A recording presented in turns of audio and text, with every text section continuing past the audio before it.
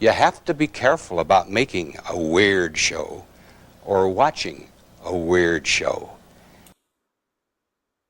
Hello, this is Gregory Smalley on Pod 366, a Weird Movies podcast. Joined this week, as I sometimes am, by Robert Hubbard. Hello. Quick programming note, I suppose. Corey Santilli was originally scheduled to be here this week. We have to reschedule him, so he will probably, I'm guessing, be on the week after next. Next week we will have Ryan Kruger on from the recent Street Trash remake, and also Fried Berry was his other film that you may have seen. But this week we are going to just discuss some new releases, a lot of re-releases, as you will soon see. Robert, how are you? How is Topeka, right? Topeka? We're still here. Everything's fine. It's night. It's like 80 degrees out. Oh, wow. Right now. So kind of a change, because I think like just a little over a week ago we had like snow, like brief snow. Wow. Brief snow. It was just like a couple inches from the storm that we had earlier in the month. But Topeka is fine. Just kind of wait. So no jackboots or ice fans in the streets as of yet. So, but we're still keeping an eye out. Okay. Well, I could do with the 80s, and no jackboots would be nice too. Okay, well, here's what we've got this weekend of a pretty big slate. However, I will say several of them are just reissues that we've already covered in some depth before. So there are a few new ones to bring up.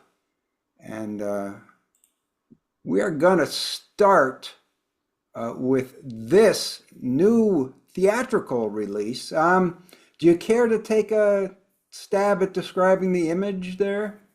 Sure. I said not quite as skilled as Giles, but I'll give it a try. I guess what we are seeing is a kind of a dark background, sort of a brownish sky, with what looks like a full moon in the lower right-hand corner, with a little bit of some, I want to say, smokestack action. I guess just to the left of the moon and on the left side.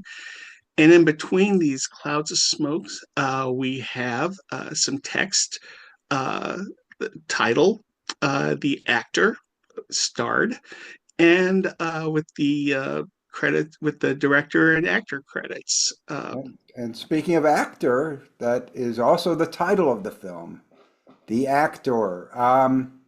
The Actor, I love the font here, by the way. That's like a 50s, 60s font, Google type font. And it is from Duke Johnson. Do you remember who Duke Johnson is, Robert? The name the names was familiar, but I couldn't quite place it until I started looking. And surprisingly enough, Duke Johnson, people will know him as an animator. I guess he was Oscar-nominated co-director of Anomalisa with Charlie Kaufman. And looking him up, he's been known as a stop motion director.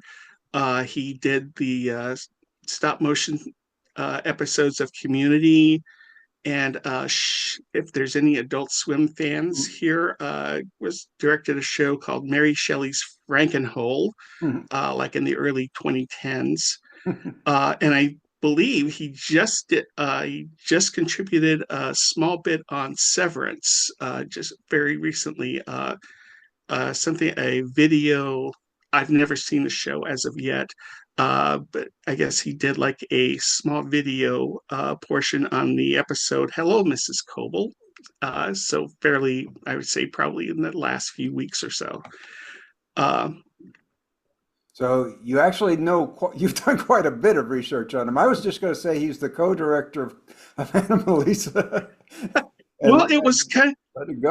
and kind of like looking him up. The name was familiar, but again, I couldn't place it. Apparently, this is his, I guess, his second feature, but it seems like this is his first Right. live action feature with live actors, and it's based on on a novel by Donald Westlake that was published after his death called Memory.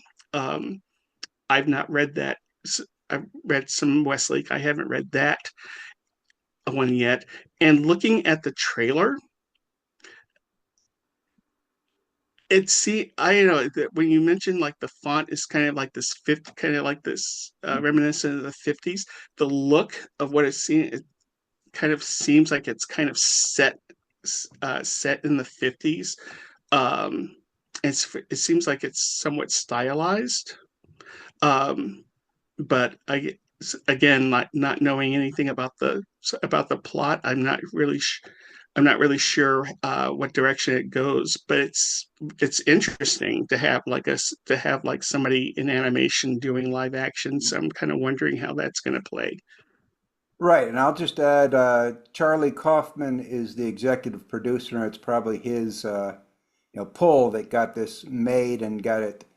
It's it's out from Neon, but they aren't giving it a big push or a big campaign. Mhm. And I will also say that the one it seemed to get pretty good reviews on Rotten Tomatoes, but the one that I looked at, the Variety review, was pretty lukewarm about it.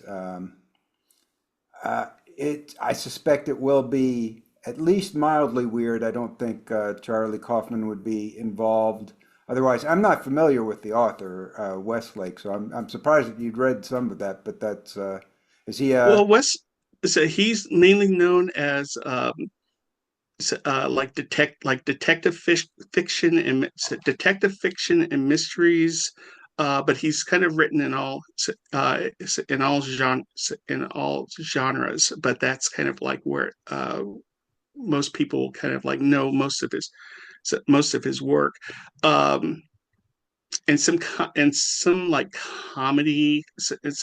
Although like I'm not entirely sure if this is like one of his comic novels or not. Um, and looking up the history of this with the actors Andre Holland and Gemma Chan, um, it seems that they tried. This was originally done, I guess, with the I guess intended to star Ryan Gosling. mhm. So I'm kind of interested. So I'm kind of like wondering how, and I think it was a different director attached. So now I'm intrigued, having like someone again known for animation and seeing kind of like the look of the trailer, kind of like wondering what they're going to do with the material. Yeah. I will. So The only thing we didn't give the brief plot synopsis, which is basically just that it's an actor wakes up in the 1950s, has amnesia, and tries to figure out who he is and rebuild his life. I did get a little bit of story background. The movie begins with him caught in an adulterous affair, and that's when he loses mhm. his memory. And we'll see what happens from there. Since it's from Neon, I will definitely get to see it by the end of the year. I don't know if it'll come to a theater near me, but we shall Yeah, see. I looked up. It's not at least if it's opening. It's supposed to open Friday, in no theaters in my immediate area. But again, like probably anymore with the so probably it'll end up on streaming or something like within a month, 2 months, and people will probably find it there. Yeah. Mm. So here's another one that's out in theaters, but less fresh than the other one, since it has been in theaters before. It's a re-release, but go ahead and give us a quick overview of the still, if you would. Okay. Uh, it is in black. It is in black and white, and it has a man and a woman, who seem who appear to be in some sort of I don't want to say like attic situation, but it's in some upper level building. The woman is apparently bent over what appears to be a pit. I don't know if that's a pit, although it seems her hand is on a railing, so it might be a stair, That's what. like a staircase coming up. In the background is a man, middle aged, who apparently is upset about something, and he's standing under a flight of stairs that leads to another level above them. Uh, but it seems that it's in the midst of some sort of turmoil. Yeah, I'd say the scene kind of reminds me of a bell tower that you might see in Vertigo Hmm. or Tristana from the same director, because this is Louis Buñuel's L is being re-released from Janus Films, and when something gets re-released by Janus Films to theaters, you know what's coming. That means that there's a Criterion Collection uh, edition of this coming. L is from, I want to say, 1950, I'll get it exact, 1953. Yep. So it's Louis Buñuel's Mexican period, which is my least favorite Buñuel period. It's when he kind of retreated a bit from surrealism, and this is described as a melodrama. Have you seen it by any chance, Robert? I have not. I'm not that familiar with his Mexican period. Embarrassed to say, but there's a lot to watch. Hmm. It does. According to this, it does seem that this is an adaptation of a novel by Mexican author Mercedes Pinto, and and I guess with the story, it's sort of like falls into Buñuel's interest is that it's about obsession, love, and obsession. It tells the story about a man, uh, Francisco, played by the actor Arturo de Cordova, who's a middle-aged bachelor. He falls in love with the woman Gloria, by the actor Delia Garces. She breaks her engagement with to another man, and after she does that, she kind of starts to realize that something might not be right with Francisco. Uh, and apparently bad things. She tries to break it off, and bad things happen, um, as they tend to do, and as they tend to do in most stories like this. Yeah. You mentioned that it kind of like reminded you of the bell tower sequences in Vertigo and other films. Anybody who's a fan of cinema knows that nothing good ever comes uh, from scenes playing out in bell towers, Yeah. Yeah. especially relationships. So, yeah, Janus describes it as among the strangest and most perturbing films of his overlooked Mexican period. Um, Hmm. but who knows? I mean, we haven't seen it. Um, as I said, in his Mexican period, the surrealism tends to be really damped down up until we get to the exterminating angel when Hmm. he goes back, he returns to surrealism.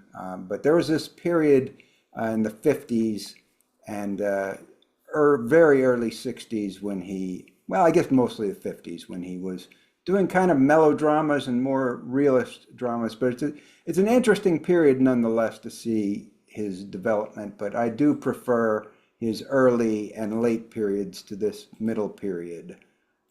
But I'd still Right. watch this if I get the chance. Oh Uh, yeah.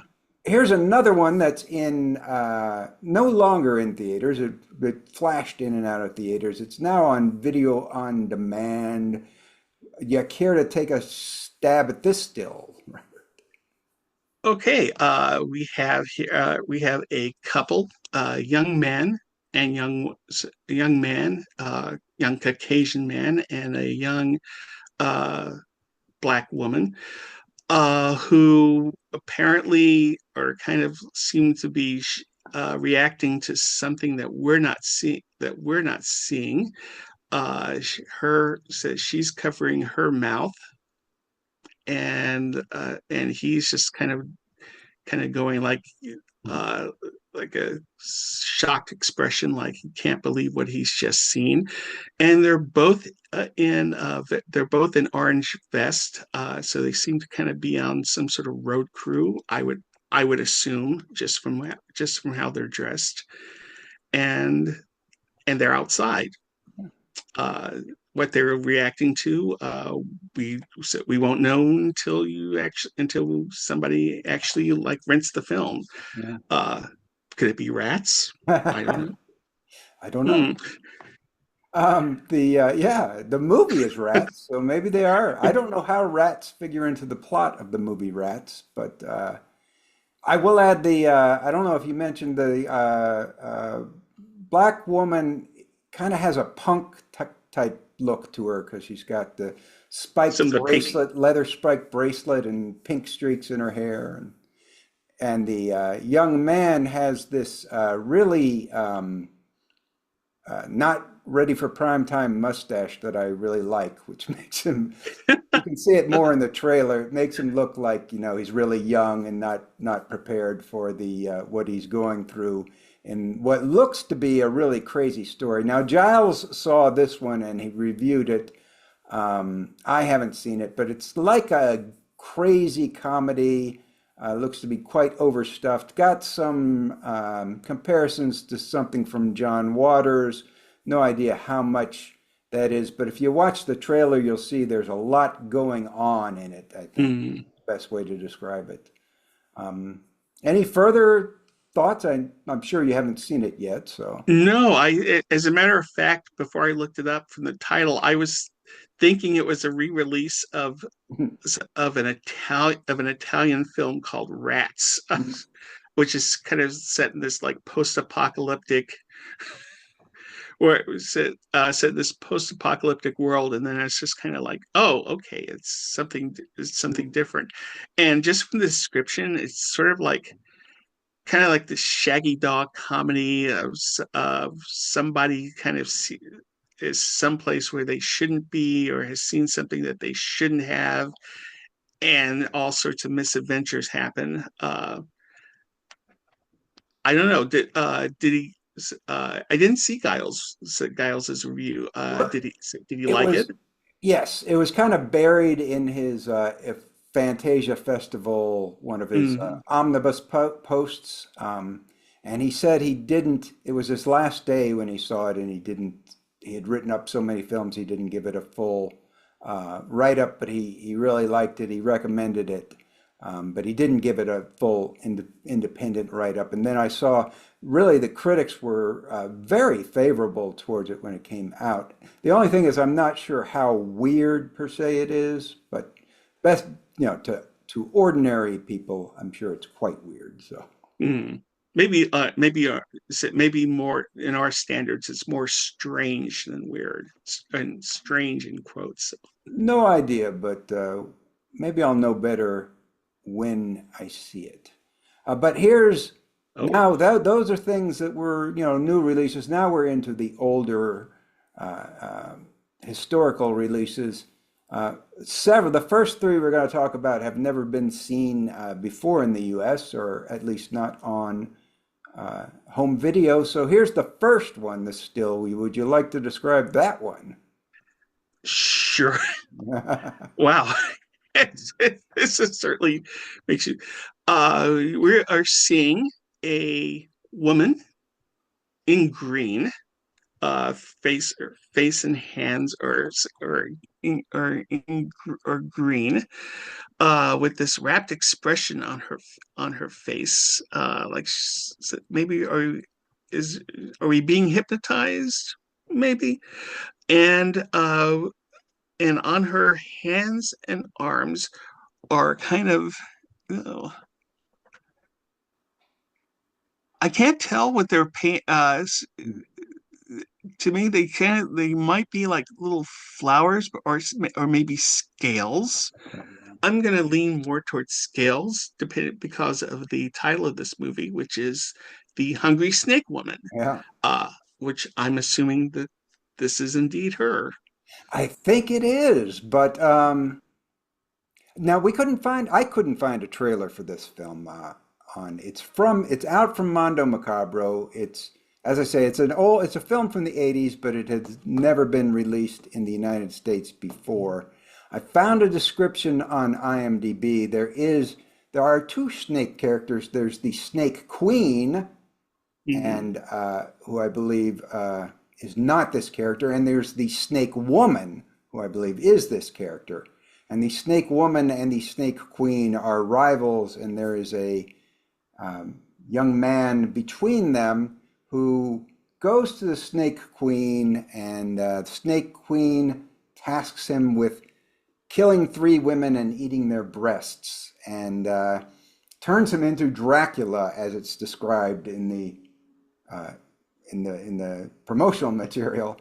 And then he kills one and kind of backs out, doesn't want to fulfill the rest of the contract, goes to this woman, the Snake Woman, who then gives him a magic pin that she says he can use to kill the Snake Queen if he sleeps with her and sticks it while they're doing it. So, yeah, that's the plot as far as I can tell. It's from Mondo Macabro. They tend to find some of the weirder things in world cinema that they can. Indonesian cinema has a reputation for being quite wild. And I will say this looks really, this still is really nice looking for a B movie. Oh yeah, it's Very artificial, but I guess with this is like based on the restoration, they did an excellent job. And again, looking this up, um, it's like Indonesian films are just, I think, are going to be the next source of untapped cinema coming, making its way over here. I will say that the woman, the actor who is the titular Snake Woman, is well known in Indonesia. Susanna, who, if anyone has picked up the Severan's All the Haunts BR's Volume 2 box set, there is a documentary about her in the set. Also, one of her more well-known films. So this is, I guess, will be to me like the second major Susanna project that's available. interesting. And then I can't say I've seen enough of it, but just kind of judging from the little bit of Indonesian cinema I've seen, it's wild doesn't even begin to describe it. There's, as you've kind of described what the plot was, there's there's like big tonal shifts involved in the material, and probably looking at it from now, a lot of things that would probably that will make some people uncomfortable, particularly in terms of the sexual content and such. But hey, it's the 80s. The 80s in Indonesia. I imagine it's very similar to kind of Hong Kong cinema of the period, although cheaper. I will say that this is very artificial with the scales. They aren't even attempting to look like real. It looks more like something you'd see in a play. But that's fine. I like it. I love the lighting they've done with the green skin and the purple highlights coming in. It's really cool looking, to be honest. I'm sort of intrigued, just I guess with the guy who transforms into Dracula, and I guess according to the description, he comes with the cape and fangs. Yeah. So yeah, I mean, when this comes out, it's worth a look. It's worth a look. So once it comes out, or if it hits streaming, so you might and don't want to kind of like invest in it. Uh, Once it hits streaming, so I think it's worth giving it a look, see see what people think of it, and I guess if they like what they see, that'll mean that we'll be seeing more Indonesian films in the pipeline over the next few years or so, I hope maybe. so because the guy who runs Mondo Macabro, Pete Toombs, did a book back in the 90s called Mondo Macabro, which had a chapter on Indonesian cinema. And a lot of stuff he described was stuff like this, but was not available. So Hmm. there may still be a lot of it out there to be discovered. So, but speaking of new things, here's another new one. And now we're getting into our Deaf Crocodile segment of the program. They have a new release here. We have two new releases from them to talk about. And what we have here is I guess, the Blu-ray cover. Do you want to describe it? It's very simple. It's very simple. It's black and gold. Picture of a fern in gold. In the upper right-hand corner is the outline of a fern, but you have part of a man's face uh, within it. And in the lower left-hand corner, you have another outline of a golden fern. But here uh, you have the eyes of a woman. I would probably venture that those are probably two main characters in the story. Yeah. Two of, And yeah. Well, it's, and go on. no, so no, I thought you were going to say, and I can't really say much about it. I have not. The director, Hiri, forgive my pronunciation Cheery.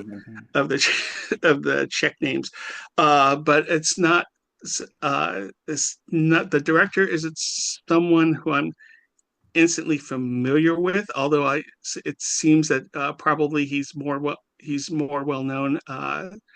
Those who are into Czech cinema. Uh, I've heard this described as more leaning towards folk horror, or or it's kind of being under that umbrella. It did sound intriguing.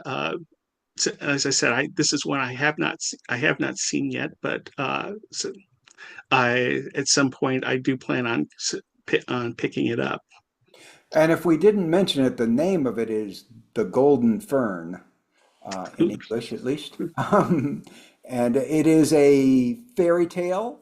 Um, I don't know if it's an original story in a fairy tale style or if it probably has some sort of Czech antecedent. I wasn't familiar with the story. Mhm. Basically, it sounds like a soldier discovers golden fern. Uh, Fairy goes to recover golden fern that man should not have. Fairy falls in love with man. Man leaves to go to war and falls in love with someone else. And you got a little supernatural love triangle going on there. Um, Trailer is available. We'll post it. Very beautiful looking film, shot by the same guy who a few years later would shoot Marketa Lazarova, Mhm. which is a much more famous Czech film. Um, but you can see they have those big vistas and Oh yeah. horsemen off in the distance. Very cool looking visuals. I don't think I've never heard of this film. I've never heard anybody mention it before. A new discovery from um, Deaf Crocodile in the Czech section. Anything else to say based on the description or the trailer? So I would say it's worth taking a chance on, just from the few Deaf Crocodile releases. uh, the supplemental material. As I said, this is a Czech director I'm not that familiar with. Uh, Part of the supplements is, I guess, a commentary by the son of the director.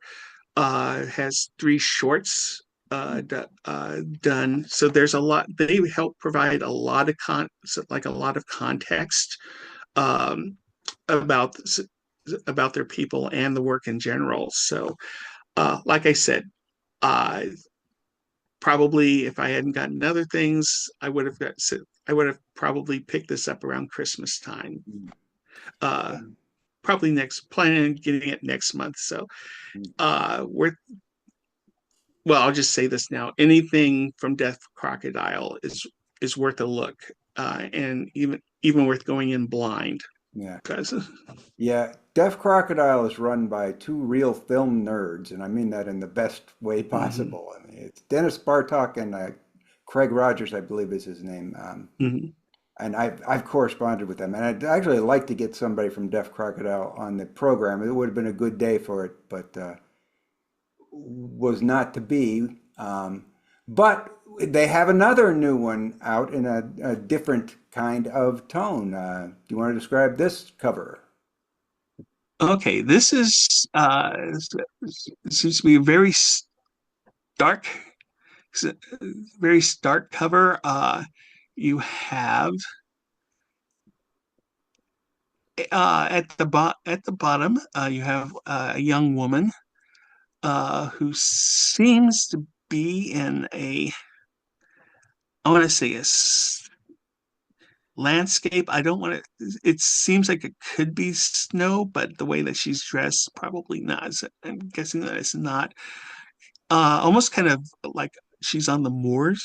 Mm. So being probably we're in the UK somewhere, and she is above her and slightly above her are two two straw figures, very Wickermanish. The one on the left, I don't know, it gives the impression of being a female form, and the one on the right, uh, it seems that they're at the base of it, or I can't tell if those are nude people, kind of like kind of at the base of it, but that's the way it looks to me. And you have the title of it, The Outcast, uh, and the director's name, Robert Wynne Simmons, which you might, I guess, this also kind of falls under the folk horror umbrella. And Robert Wynne Simmons is a known figure in folk horror. He is the person who wrote one of the, I guess, mainstays of folk horror, Blood on Satan's Claw. Mm. Yeah. Yeah. Um, Mhm. I think that the thing you were seeing in the right-hand corner is a man's hand clutched, kind of like that. Oh, is that okay? Is that a I think that's what that is, and I think he's like holding a bow. But it's kind of partially transparent, so I'm not sure. okay. Well, well, it seems like it's a Photoshop thing, and it's just kind of, and I blew it up. Just okay, hand. Okay, I will say it's a hand smaller, and that makes more sense than like, well, it's folk horror, so naked figures like held over at the base of a Um, straw figure also like could play into it. But well, we do know that there is a fiddler in the story, so okay. I'm putting two and two together and claiming I'm going to claim that's a fiddler's hand in the corner that you just see that. I think I'm gonna go with your interpretation.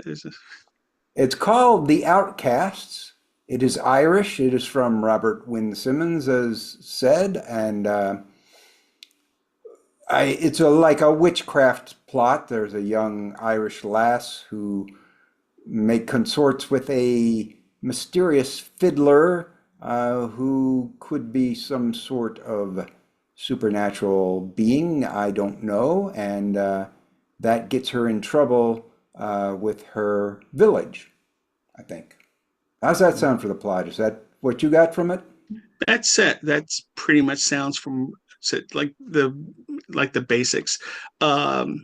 Again, very from the description. It sounds intriguing, and it, it sounded intriguing. And again, one of the things on the list to kind of be able to pick up. Um, Other than that, I don't. Not knowing that much about it, I know that this was almost kind of considered to be a lost film for a while, and then I guess it was like rediscovered and I guess restored. And from what I can see of the extras, it's also another thing where they have an interview with the director, who I guess writer director, uh, and also some of his earlier work, some short films, even some Super 8 shorts that he made, that he made while he was a student. Some of which star main actors, like appearances like with Charlton Heston, Sammy Davis Jr., which was kind of like, oh, okay. Sammy Davis Jr. I'd love to see Sammy Davis Jr. in a full core someday. Maybe there's a lost film out there. Yeah, it's a full core Irish, and that's what we know about it. So those last three were all kind of new discoveries from Indonesia, Czechoslovakia, and Ireland, so ranging all around the world. We are running out of time on this session. Robert, can you join us again for another session? Or do you have Yes. somewhere to be? Okay. Okay. Let's pause and come back to discuss the last four movies, which are, well, five sort of, which are all reissues. No time will pass for you. We will have a chance to go to the restroom before we come back. And we're back, although it may seem that we never even left. But we are back, and we have five more items to discuss. I was gonna put these up all to do together. We can still discuss them one by one, but there are four of these Deaf Crocodile releases that are back on the market as of today, although I think one of them had been back before. From what I can gather from their site, at least three of them are being reissued this week with new sort of improved packaging. What they say is that they have new slip cases, and the case is sturdier. It's a Scanavo case, which are supposed to be, I think, the best Blu-ray, CD, DVD cases you can get, and they have more readable labels. But other than that, they all appear to be the same as before. But still, we haven't discussed, we've discussed one of these, we haven't discussed most of them, so it's a good excuse for us to discuss these movies. The fourth movie I don't think has new packaging. I think they just ran out of their limited run and now have issued it again. So Yeah, pretty much. Just issue with new slip. Like the contents are the same. It's just that the different design is slip covers. Um, and the reason for that, earlier Deaf Crocodile started out as one of Vinegar Syndrome's partner labels. And I think like last fall they kind of said they left Vinegar Syndrome and entered into business relationship with Diabolic DVD. So you can order directly from Deaf Crocodile or from Diabolic. I think Diabolic's handling all the shipping and such, and a lot of those the films they went quickly. I know that the original Prague Nights with the original slipcover uh, sold out quickly, and it was going for high prices on eBay, as most everything on eBay does. And but they were going to bring back some of those releases as you're seeing now. I think there's like several other film their earlier releases that they will be bringing back some of their Russian fairy tale releases, and I think another Czech science fiction film. But this batch was one of the first, I think, with Prague Nights. I don't know if you can see it, but this is the redesign. This is with the new Oh, slip cover. okay. So you can actually, yeah, you can see a little bit on YouTube. Same artist, yeah, Different, same artist, I believe, but just a different design. same color scheme, yeah, different design. Interesting. Well, thank you for all that. I had actually no idea why they were being reissued in the new packaging, but what you say makes complete sense if they have switched their partnership from Vinegar Syndrome, who we love, to Diabolique, who we also love. But whatever is best for them is good. But since you mentioned Prague Nights, we'll discuss this one first if you want to. Do you want to describe the old slipcover? Well, the old slipcover, so it's actually the same Oh, okay. design as the cover, as if you get the standard edition, but they're both, I guess, either one that you get. It's a collage piece with the cover design. It's a variety of faces. You Going off to from the upper left hand corner.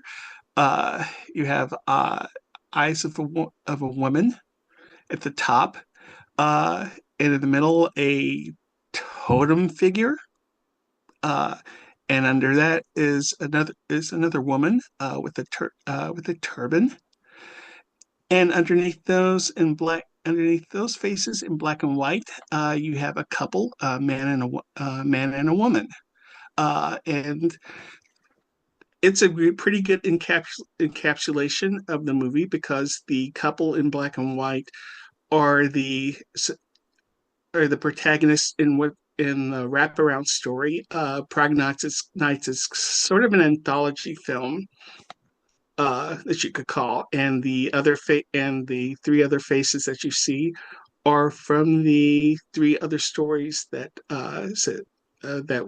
we encounter during the running. Nice. Oh, and just so people understand, so this is still the cover of the Blu-ray itself, but there's a new slip cover that goes, newly designed slip cover that goes on the outside of that. Oh yeah, Yeah. slip cover, because it's yeah, because of course a movie is innumerably better if it has a slip cover, if it has a slip Well, cover to it. But I hope nobody double dips just to get the slip cover, but there may be some oh, oh, obsessive. you would be surprised. You would be surprised what collectors will do. But uh, either way that you get it, I said there another condition of blue of Deaf Crocodile is the artist that they commission. Unlike with some, they'll release and people instantly kind of start complaining about, why aren't you using the originals? This is horrible. All of So pretty much all of their covers and slip covers have been like really good designs. So Oh, great. Well, uh, and this is the only one of these re-releases I haven't seen. You quickly described it as it's like three stories with a wraparound, I think. How good or weird are each of the stories? Is there a consistent level, or are there one or two that stand out above the crowd? in terms of weirdness, it's not like what we call like overtly weird. They're not even and I guess even to call them I guess it does when you encounter most anthology films or portmanteau films, as I guess is the proper term. Usually they're around stories of the supernatural. This does, I guess, Prague Nights does kind of qualify because uh, aside from the first two stories do do involve supernatural elements as well as the wraparound. The last story isn't that isn't really supernatural, but it's kind of more uh more sardonic. It's about adultery and it's about adultery and poison. So, um so they're not, so in terms of like weird, again, more strict is sort of more strange. There is the running theme, I guess, through the whole movie is sort of like about the perfidy of women. Mm. In the wraparound story, we start with, so, and I should know this because I wrote it, because I wrote up the capsule for it. But the wraparound story is about takes place in what contemporary Prague, which would have been like mid '60s. This businessman gets out of a meeting and he's looking for a date. Uh, this is like late at night, and he encounters this woman with her driver, and they meet in a cemetery, and she begins to uh, t- tell him these three stories. The first story uh, is about the golem. If you know the golem myth or story, and hold on, let me find. So, you know, when I write this up, it's more eloquent than when I'm actually have to talk about it. The first story is called "The Last Golem," and it's the legend of the golem of Prague, and it involves that the emperor kind of entreats this rabbi to make a second golem for his own purposes. The rabbi refuses, so then the emperor finds another rabbi who's more pliable. Uh, and that rabbi is played by the actor Jan Klusák, who's was an actor and composer. He provides the music for the third story. He's more known if you've seen the film Valerie and Her Week of Wonders. He's the clergyman who has like questionable things towards the main character Valerie. Yeah, he's also in a report on the party, Yeah. and he's also in Daisies. Yes. Okay. He's in all three of those. So although he plays small roles, I mean, his role in a report on the party. I I forgot the actual name of it. It's not a report on the party. That's report in the party, and it's and the guest. There's Guest at the several party. times, Yeah, yeah. but he's very he's He's got a small big roles, but role. he's very memorable when you see him. Um, but that's the story, and the second story, I guess, is called Bread Slippers. It's sort of a variation of the Red Shoes merged with the story of Faust, which is about this countess who's very self-centered, very manipulative, uh, and she's kind of stringing along her latest suitor, which I guess seems to be a recurring pattern, and also very cozy with her maid. She makes a plan to attend a costume ball in slippers made from bread, and after learning that among the poor, bread is worth its weight in gold, so it's sort of like, well, let them eat cake. So she arrives. So she has the slippers made. She arrives at this ball, but things don't turn out as she expects. Um, the last story is called "The Poison Poisoner." Um, Again, that's a tale of adultery and poison. That's the shortest of the stories, and there's no spoken dialogue. It's pretty much it's just accompanied by songs that sort of like narrate the action, and it's pretty funny. And then we go back to the framing story in which you discover why she's told the man these particular tales, and sort of what happens to him. Mm. It's, There's sort of a Twilight Zone twist kind of thing there. yeah, kind of like more so sort of more in the line of Twilight Zone, sort of more of an occult, so sort of the tales. There's lots of sardonic humor. uh I think with their written by it was originated by uh by a person, Jiri Menzel. Again, Mhm. forgive pronunciation, and that's a name that will be popping up quite a bit, so quite a bit over the next few movies that we'll be talking about. He only directed one of the segments, and that's the Golem segment. The other segments were by other directors. But Yeah. Okay.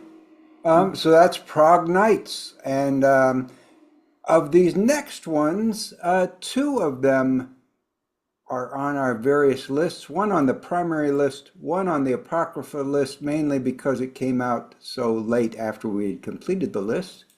But this is the first of the three remaining ones. We're going from Czechoslovakia to the Soviet Union for this, and Robert has the new version as well. But you want to describe the old version first, and then we'll see if we can okay, compare. well, this is the old. Actually, with this one, this is the old slip. This is the old slip cover. But the cover for the on the Blu-ray here, we have very prominent the upper face. I said like barely a nose, but you get the eyes and definitely the head of one of the characters. Uh, and on the top of his head are much smaller, or two men standing, uh, who are two protagonists.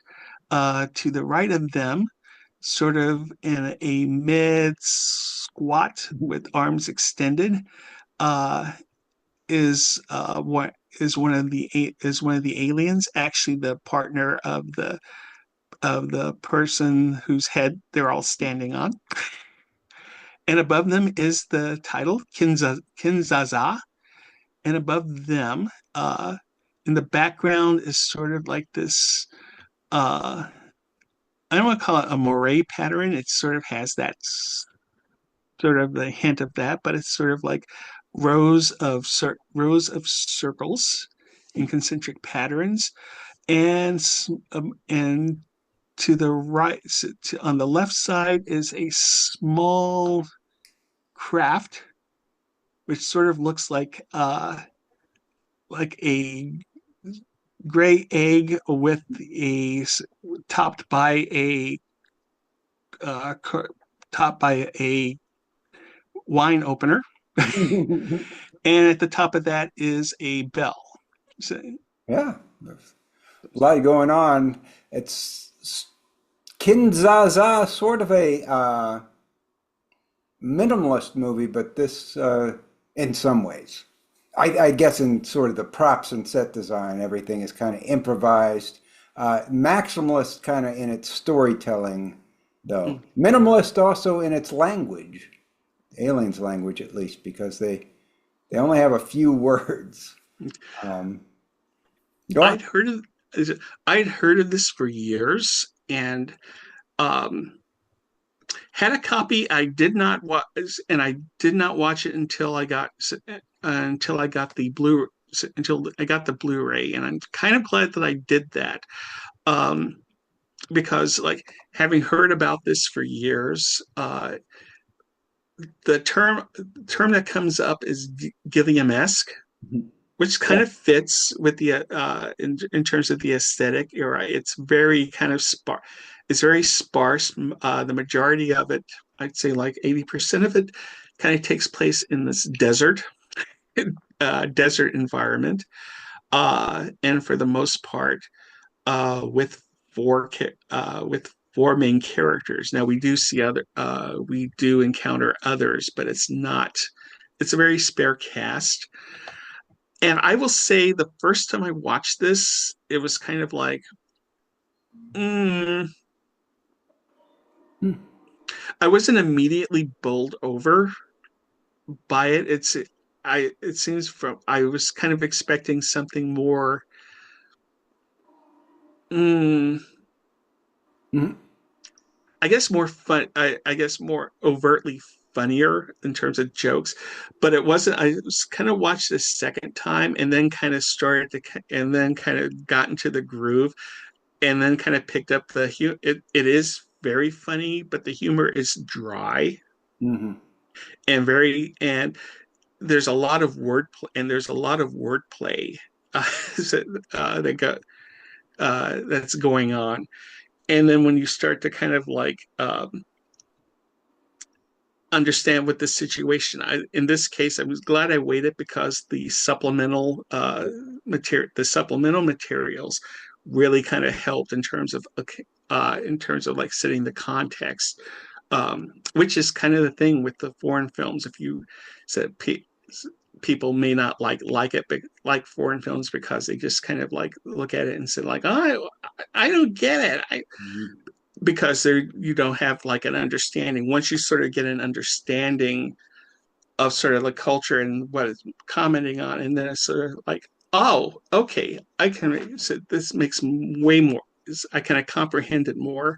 Mhm. And I will say that in terms of like most European cinema, for our current time, it's a very good primer.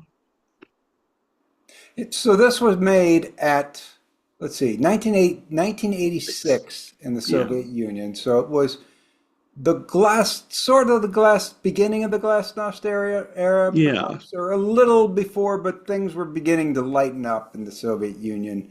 Um, but as you probably discovered from the supplemental material, you probably missed out on a lot of the satire the first time because you weren't maybe prepared to think from a Soviet perspective of them trying Right. to satirize the West as the aliens and them being the heroes. So it's generally a lot of times we're going into Eastern European movies made under communism and thinking, oh, the good ones are going to be these sly critiques of the regime that they were um, operating under, but they're not always. Sometimes they're kind of pro-Soviet. And to me, this seemed pro-Soviet and anti-Western movie that they were satirizing more the West than the Soviet regime itself. What is that?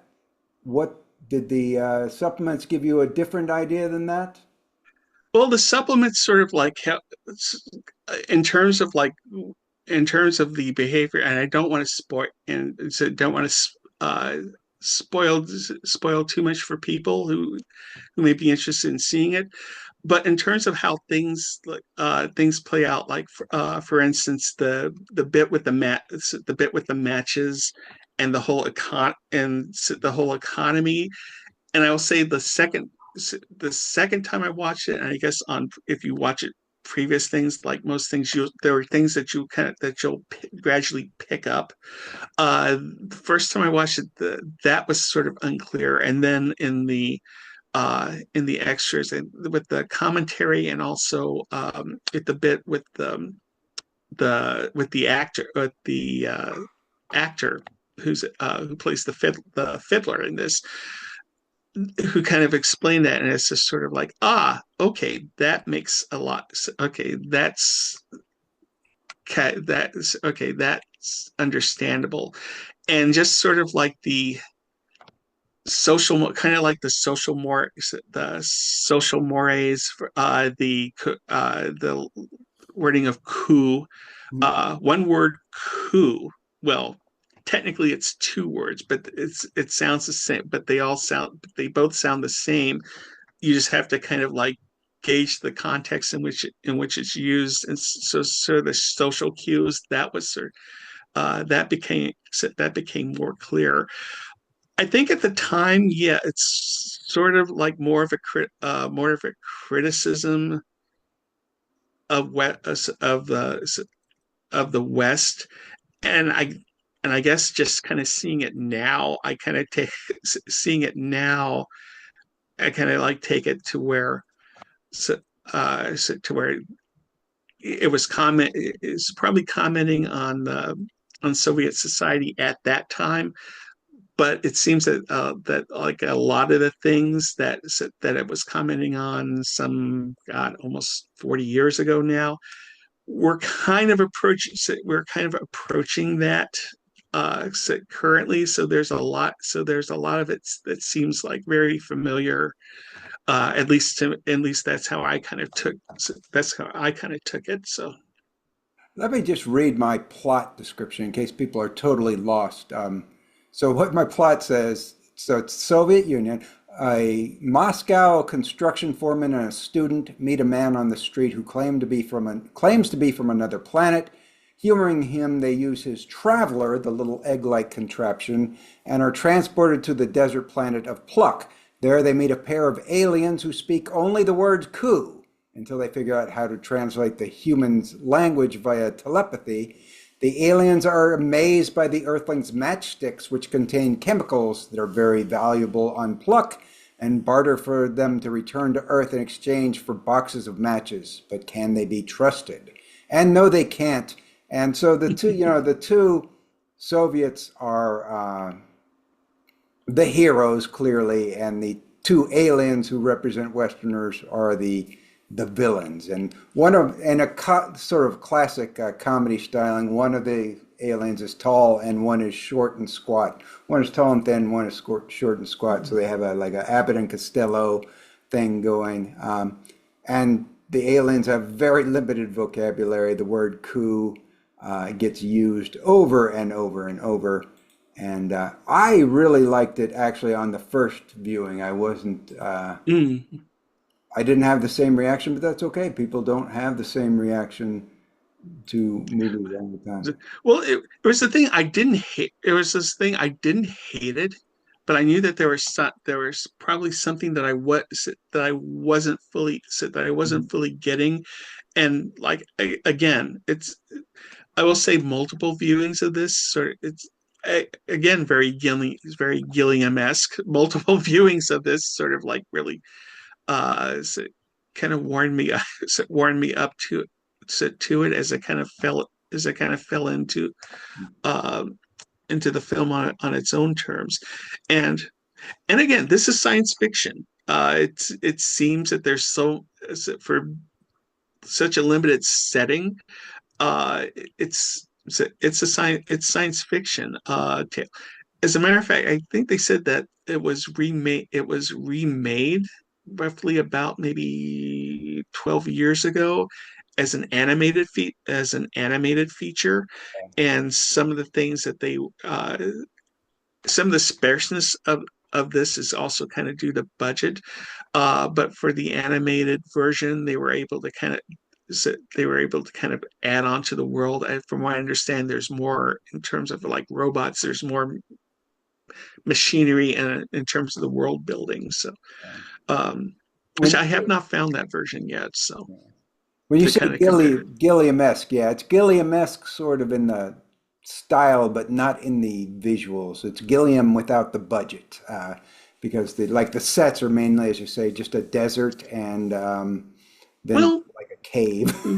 well, kind of like that. More, I would say Gilliam-esque, more like in the terms of like land of like Life of Brian. If you think that Yeah. that Gilliam designed that sort of like the look, and I think also kind of set in the desert. It's kind of that's kind of like so more what I twig to rather than like the later rather than like the other Gilliam films. But I think and there's a go on. and the humor is a bit Python-esque, kind of Russian Python, if you want. Yeah, yeah, maybe. This one, the next one, I think is even maybe more Gilliam-esque though. Mm. So go ahead and is this the new cover or the old cover? That is the, I believe that's the old cover, but Very busy. also the cover of the disc itself. This was the old, this was the previous slip cover, Uh-huh. those, and but I can't think what the new one looks like. But for this one, you have the title, "The Mysterious Castle in the Carpathians," and very kind of, I'm not sure what font that is. It's very blocky. And it's very blocky, which kind of like fits in with the collage cover that we have, where you have like the oversized forehead Mhm. in black and white of one of the characters looking somewhat sinister, sit next to two men in the middle, one with a mustache and one, and well, I can't think of anything distinctive to describe him, but I would say that he's probably the hero since he looks kind of bland. And next, uh, so they're all above They're all above this castle landscape in turquoise, and surrounded by a metal ear in the lower thing, an eye in some sort of like telescope type device, topped by a metal. Mm, I'm Piece of not sure what machinery. that is, and I can't. It's been so long since I've seen the film. I can't think what it is, but it's some sort of like steampunk, some sort of steampunk type uh, device. And this is very much a steampunk type of movie, adapted from a novel of Jules Verne, I believe. Yeah, and so this is from our friend, Mysterious Castle in the Carpathians from Aldrich Lipsky, who I love both the movies I've seen of his, this one and Lemonade Joe, and I have not seen the third movie in this trilogy. You have Adela. Oh, you haven't seen Adela Um, yet? Oh, okay. This is my actually this is the second one. Adela was done earlier, and Mysterious Castle is, can't quite call it a follow-up, but it's sort of a kindred spirit because it has it uses much of the same cast as in Adele, and Adele is kind of almost sort of the same sort of subject matter. It's, although it's kind of, there's sort of a steampunk influence also in Adele, although I think this one is, it's a little bit stronger. Um, but it's just as fun. It's just as much fun as Adele as Adele is. So yeah, these Lipsky movies are very. I think they're easier for Westerners to get into because they're taken from Western sources, mm, and they're kind of parroting the Western stories, which is how they were able to get made because they said, well, these are parodies of our enemies in the West. But people can, they're very gentle sort of parodies that our filmmakers would make the same sort of parodies. I'll go ahead and read my description of this plot.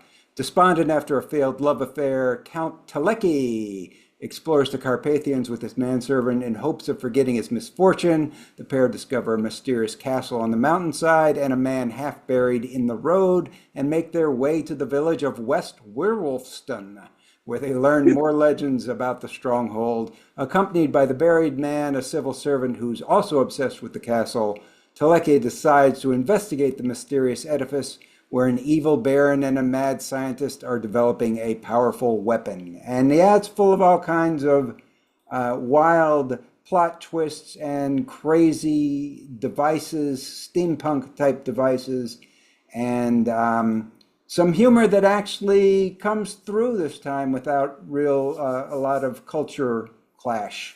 Mm-hmm.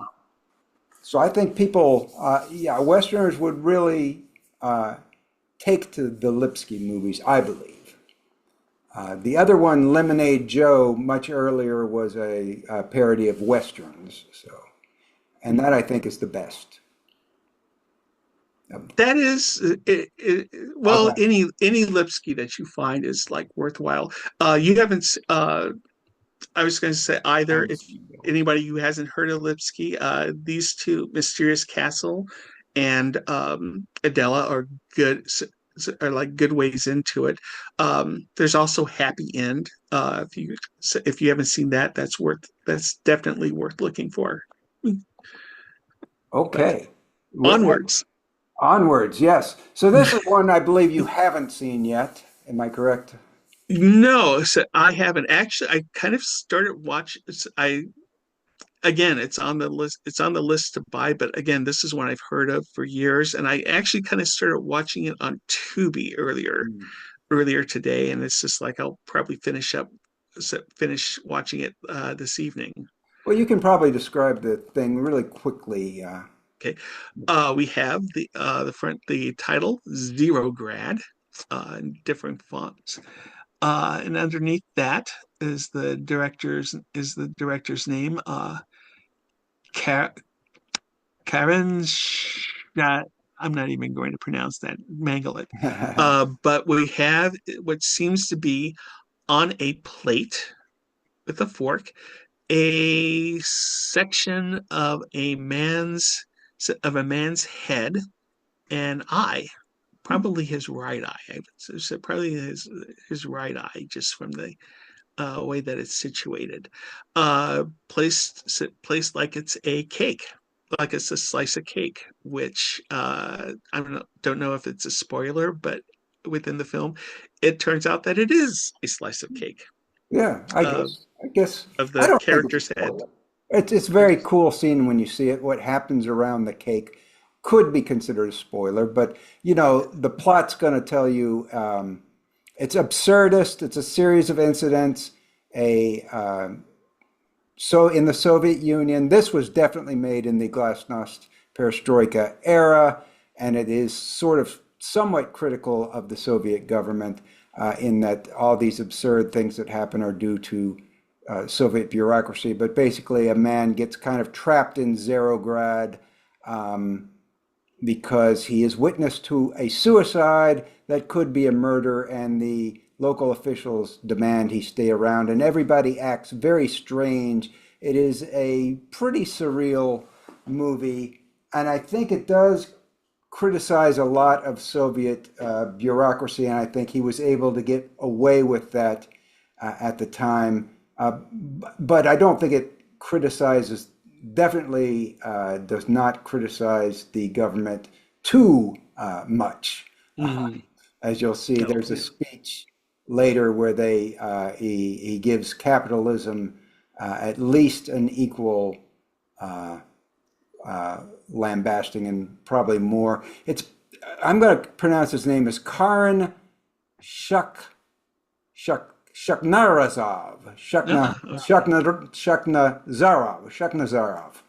Okay. He later, this director, a little controversial for his outspoken support for the invasion of Ukraine. I don't know that we want to get into that too much. kind of casts a bad light on this, I think, unfortunately. But maybe you're all pro invasion of Ukraine and you won't be disturbed by that as I am. But that is also a problematic. Problematic, I guess we'll say. Okay. We're running out of time, so there is Yeah. So go. one more that is a re-release similar. It's the Coffin Joe box set, Inside the Mind of Coffin Joe, being re-released from Arrow. I don't know why this one's being re-released, but I do know that the initial release had a problem with one of the discs because I bought it, and the subtitles drop out halfway through one of the movies, kind of making it, I don't know, it was like 8 to 12 discs, I don't remember, and one of them has a problem on it. This version, they'll have that corrected. Okay, and this is I would guess this is probably like the standard version. I think was the previous like probably like what they call the limited edition. It was, but I think this is just the same. And we are out of time. We had to race through the end there, but by next week, Ryan Kruger, and week after, maybe Corey Santilli. Bye, everybody. Bye. Weird. Yeah, I guess that is the word for it. Weird.